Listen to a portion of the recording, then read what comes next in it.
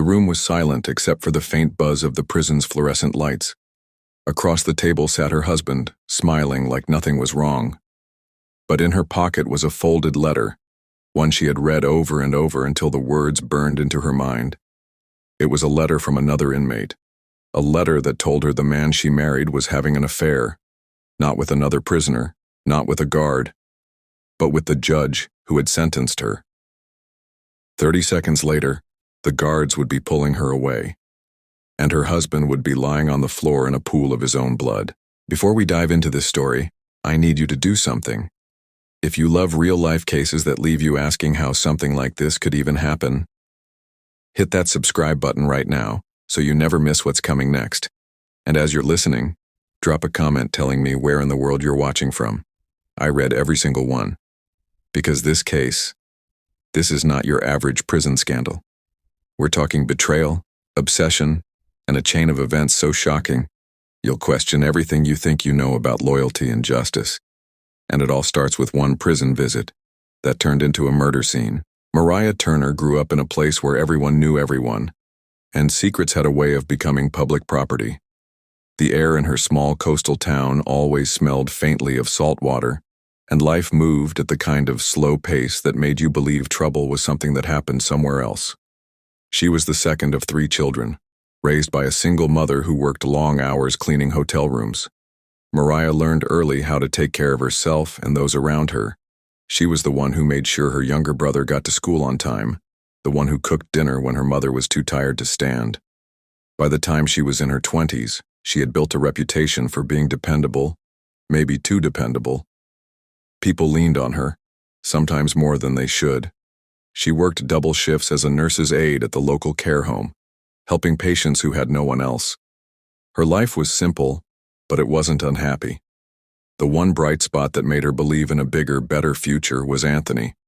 She met him at a community fundraiser, one of those casual weekend events where the smell of barbecue filled the park and a live band played on a makeshift stage. Anthony wasn't from her town. He was visiting a cousin, and maybe that was part of the attraction. He carried himself differently. His clothes were sharp, his words smooth, and his smile, it had a way of making her forget she was tired from work. They started seeing each other every weekend.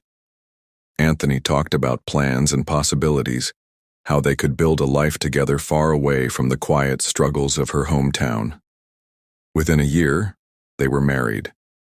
And for a while, it felt like her life was finally moving forward. But trouble has a way of finding cracks. And in Mariah's life, that crack was her younger brother, Tyler. He was restless, always looking for shortcuts, always skirting the line between risk and ruin. She loved him, though. And when he called her late one night, saying he was in over his head, she didn't hesitate. He told her he just needed her to move a package for a friend. No questions asked, no trouble involved. She didn't know what was inside. She didn't want to know. Her mind told her it was probably harmless, but deep down, she felt the weight of the choice she was making. She placed the package on the passenger seat of her car, trying not to look at it as she drove. She didn't make it halfway across town before she saw the flashing lights in her rearview mirror. The police officer who pulled her over didn't waste time. Within minutes, the package was in his hands, the seal broken, revealing dozens of bottles of stolen prescription drugs. In that moment, her stomach dropped. She tried to explain. She told them she had no idea what she was carrying, but to them she was just another name on another arrest sheet. The trial moved quickly. Her lawyer advised her to plead guilty, promising it would help her case. She thought maybe the court would see she wasn't a danger to society. But when Judge Evelyn Cross read her sentence, all hope drained from her body. 8 years in state prison, no early parole. The gavel hit the wood, and Mariah felt the sound echo through her chest like a closing door. Prison was a shock. The cold routines, the constant watchfulness, the way days seemed to bleed into each other. But the one thing that kept her going was Anthony. He visited as often as the rules allowed. In those early months, she clung to his visits like a lifeline. But as time passed, something began to shift. His eyes didn't light up when he saw her the way they used to. His stories about life outside became vague, as if he was holding something back. She told herself it was just stress. She told herself he was still the man who had promised to stand by her. She had no idea that the truth, the full truth, would not only break her heart but push her to do the unthinkable. At first, Anthony's visits were everything Mariah needed to survive prison life. He'd bring her small comforts, a new book, a smile, a reminder that she wasn't forgotten. But as the months turned into years, subtle changes began to appear. He started missing scheduled visits, always with some excuse about work or family emergencies. When he did come, his energy was different. He spoke quickly, avoided eye contact, and sometimes seemed distracted, glancing toward the guards more than at her. Mariah tried to push the thoughts away, telling herself she was overthinking it. But then there were the calls. He used to answer every time she called from the prison phone. Lately, it was hit or miss, and when he did answer, he sounded rushed, almost impatient, as if her voice was interrupting something more important. One afternoon, during a visit, she noticed something she couldn't shake. As they sat across from each other at the table, Anthony kept looking toward the far end of the visiting room. Mariah followed his gaze and saw Judge Evelyn Cross walking past, not in her robes, but in a tailored suit, talking casually with one of the wardens. It was unusual, but Mariah thought little of it, until she caught the faintest hint of a smile pass between Anthony and the judge. It was small, quick, almost nothing. But to Mariah, it felt like the start of a storm. 2 weeks passed after that strange encounter in the visiting room. Anthony didn't call. He didn't visit. The silence was heavier than any prison wall. Mariah tried to focus on her routine, breakfast, work detail, lights out, but her mind kept circling back to that look between her husband and Judge Cross. Then one morning, a folded piece of paper slid under her cell door. There was no name, no envelope, just a note written in messy block letters. She opened it slowly, scanning the first few lines. Her breath caught in her throat. It was from another inmate, a woman who worked in the laundry room and apparently overheard a conversation between two guards. According to her, Anthony had been seen multiple times outside the courthouse, not alone, but in the company of Judge Evelyn Cross. And it wasn't just casual meetings. They were seen in places no one would mistake as professional, quiet cafes, late-night dinners, and once leaving the judge's private chambers long after business hours. The words on the page blurred as Mariah read them again and again. Her chest felt tight, her hands trembling as she tried to steady the paper. She didn't want to believe it. She told herself people make things up in prison all the time. But deep down, she knew this wasn't random gossip.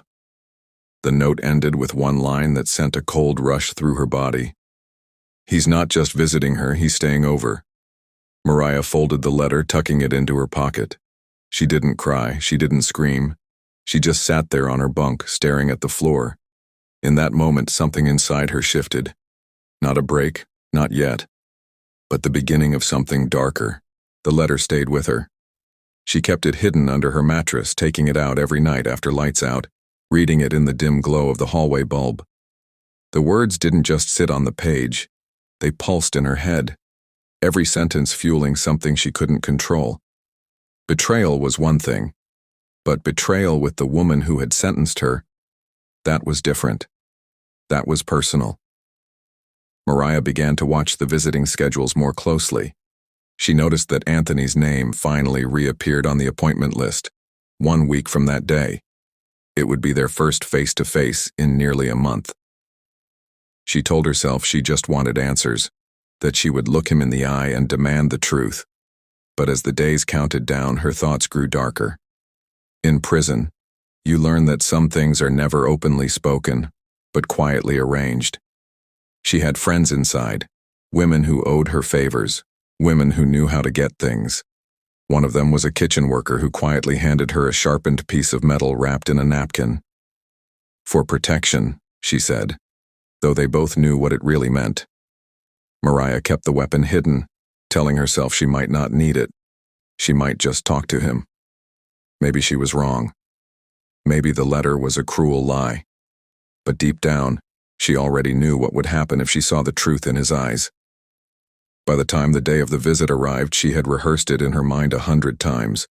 The words she would say, the questions she would ask, and the moment, if it came to it, when she would no longer be able to hold herself back. The visiting room was crowded that afternoon, the air filled with the hum of low conversations and the occasional sound of a guard's boots crossing the floor. Mariah walked in slowly, her hands cuffed in front of her, the sharp piece of metal hidden deep inside the lining of her jumpsuit pocket. She scanned the tables until she saw him, Anthony, sitting casually, as if nothing had happened, sipping from a paper cup.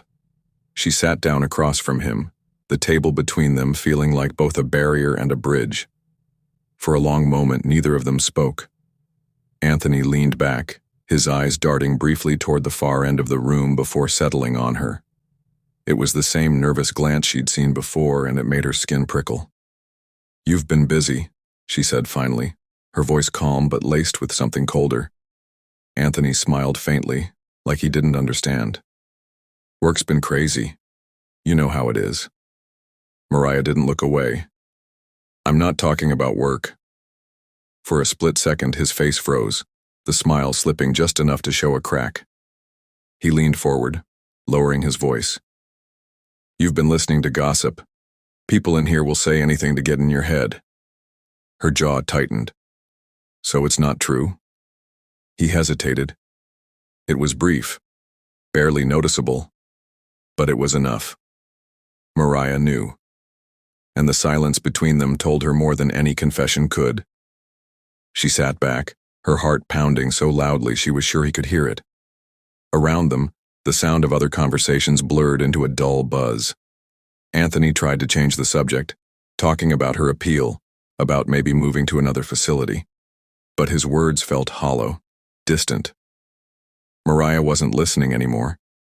She was watching him, watching his hands, the way they fidgeted slightly, watching his eyes, how they seemed to avoid hers whenever she pressed too close to the truth.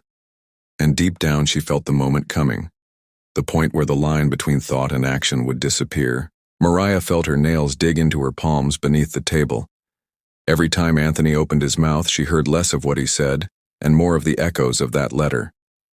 She imagined the judge's hands on him, imagined their whispered conversations, the late nights he never told her about. He must have sensed her detachment because he leaned in again, lowering his voice until it was barely a whisper. "You have to stop overthinking. You're making yourself crazy." The words landed like a slap. Crazy. That's what he thought of her now. After everything she had sacrificed, after years of sitting in a cell while he lived his life, he dared to look her in the eye and dismiss her like she was imagining it all. Mariah's breathing slowed, her mind sharpening into a cold focus. She slid her hands under the table, her fingers brushing the concealed piece of metal. She thought about the judge, Evelyn Cross, and how smug her face had looked that day in court. She thought about Anthony's smirk, that same little smile she had seen in the visiting room weeks ago. Her voice was steady when she spoke. "Do you love her?" Anthony's eyes widened, just slightly before narrowing. "You really want to do this here?" That was it. That was the confirmation, not denial, not shock, just annoyance, as if her pain was an inconvenience to him. Mariah's fingers closed around the weapon. She felt its weight, its coldness, and in that instant the rest of the room faded. No guards, no other visitors, just him and her, and the truth between them. Without a word, she moved. It happened so quickly that most people in the room didn't process it until the screaming started. Mariah's hand came up from under the table in a single motion, the sharpened metal flashing in the harsh overhead light. She drove it forward, straight into Anthony's chest. The first strike was silent, just the sound of his breath catching and the dull thud of impact. His eyes went wide, shock and confusion spilling across his face. She didn't stop. She struck again and again, each motion fueled by every sleepless night, every unanswered call, every image of him with Judge Evelyn Cross that had burned into her mind. Chairs toppled. A guard shouted her name. Someone screamed for help. The room, once filled with quiet murmurs, erupted into chaos. Visitors scrambled back, clutching their children, knocking over coffee cups as they moved away from the table. Anthony's voice was barely a whisper now, his hands grasping weakly at her wrists. She felt the warmth of his blood on her hands, but her grip only tightened. Somewhere in the blur of noise, she heard the sound of boots pounding across the floor. But it was distant, like a storm far away. It took 3 guards to pull her off him. She fought them, her voice breaking as she shouted words no one could fully understand. Fragments of betrayal, pieces of the story only she and Anthony knew. The weapon clattered to the floor, sliding out of reach. Anthony slumped forward on the table, his head tilted to the side, a dark pool spreading across the visiting room floor. One guard pressed on his chest, another called for medical. But Mariah already knew. There was no coming back from what she'd done. The visiting room was locked down within seconds. Guards pushed everyone toward the far wall, barking orders over the crackle of their radios. The air smelled of coffee, sweat, and the metallic tang of blood. Anthony lay motionless, his shirt soaked through. A medic knelt beside him, but the look in the man's eyes told Mariah the truth. The fight was over, and death had won. They dragged her out of the room, her feet barely touching the floor. The cuffs cut into her wrists, but she didn't resist. She stared straight ahead, her mind oddly quiet now. It was as if the noise had drained out of her, leaving only a cold stillness in its place. Somewhere in the distance, she thought she heard someone crying. Maybe a visitor, maybe a guard. But it didn't reach her. She was taken to a small, windowless room deep inside the prison. The walls were painted a pale, peeling yellow, the kind of color that made you feel trapped even before the door closed. A single table sat in the center, 2 chairs on either side. They shoved her into one of them and left her there, the sound of the lock clicking behind them. Minutes passed. Then the door opened, and 2 detectives walked in. One tall and broad-shouldered, the other thin, with a notepad already in his hand. They sat across from her, eyes fixed, waiting for her to break the silence. "Mariah," the tall one began, his voice low and steady. "Do you want to tell us what happened in that room?" She said nothing. The thin detective leaned forward. "You stabbed your husband, in a visiting room, in front of dozens of witnesses. We already know what happened. We need to know why." Mariah looked at them both, her face unreadable. "Ask the judge," she said finally, her voice calm, almost flat. The detectives exchanged a glance. They pressed her for details, about the letter, about the alleged affair, about whether she had planned the attack. She gave them pieces, never the full picture, letting them sit with the weight of what they didn't know. An hour later, they walked out of the room, leaving her alone again. The walls felt closer now, the silence heavier, and somewhere deep down, she realized the next chapter of her life would make prison feel like freedom in comparison. Mariah Turner was charged with first-degree murder. The weapon, the witnesses, and her own silence made the case almost effortless for prosecutors. Her trial was short. The outcome was never in doubt. She received a life sentence without the possibility of parole. Judge Evelyn Cross never made a public statement about the alleged affair. The court records show no investigation into her relationship with Anthony Turner. Outside the prison walls, whispers swirled. Some believed Mariah's story. Others dismissed it as an excuse for a brutal killing. But inside those walls, among women who knew betrayal and desperation firsthand, Mariah's name carried a different weight. She wasn't just an inmate anymore. She was a warning. In her first year of the life sentence, Mariah received one letter, no return address. Inside was a single sheet of paper with only 5 words. "You were right about us." There was no signature, but she knew. Anthony's grave is in the same small coastal town where they first met, a few rows from the cemetery's edge, near the sound of the ocean. Mariah will never visit it. She says there's nothing there for her anymore. Stories like this remind us that betrayal has no simple ending, that sometimes the truth never fully comes to light. and the damage it leaves behind can last far longer than the moment of violence.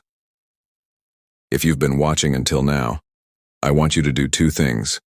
First, make sure you're subscribed, because cases like this are just the tip of what we cover here, and you don't want to miss the next one. And second, leave a comment telling me where in the world you're watching from. I read them all, and I want to see just how far stories like this travel. And one last thing, I want to hear your thoughts. Was Mariah's act pure rage, or was it something she believed was justice? Tell me in the comments. I'll be looking for your answers. Until next time, stay safe, stay curious, and remember, the truth is often stranger and far darker than fiction.